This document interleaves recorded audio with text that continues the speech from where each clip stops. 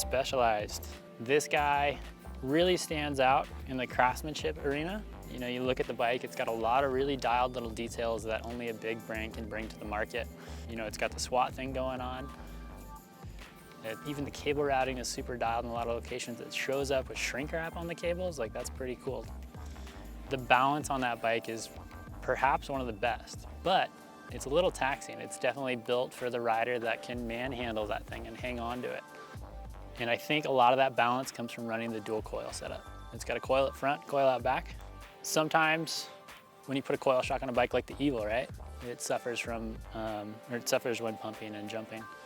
The Specialized, however, does a really good job, even though it's a coil sprung bike, of doing well in those sections. It's kind of surprising how well it did.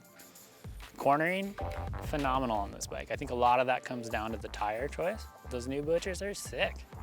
Another really standout component on the bike is the new fork from Olean's. That coil spring fork does a really nice job of smoothing out the chunk, which is exactly what you want a fork to do. Weaknesses on the Specialized. Weight is a major consideration for a lot of people. It is a heavy bike. It carries its weight well though. As I mentioned before, that harshness in the suspension that you feel, we had to back off, I had to personally back off the compression all the way because I felt just too much feedback coming through the bike. It was just hard to hang on to sometimes. Very taxing is the way we like to phrase that. The drivetrain dropper, there's a little, some people might not be too stoked on it. It's back in the 11-speed days, heavier components there.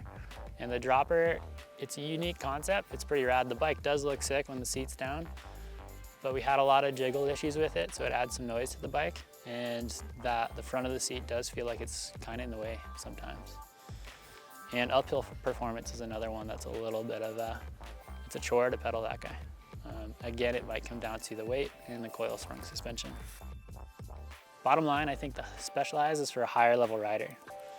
There's a very good balance on the bike, but it's taxing, so you're gonna need to be able to hang on.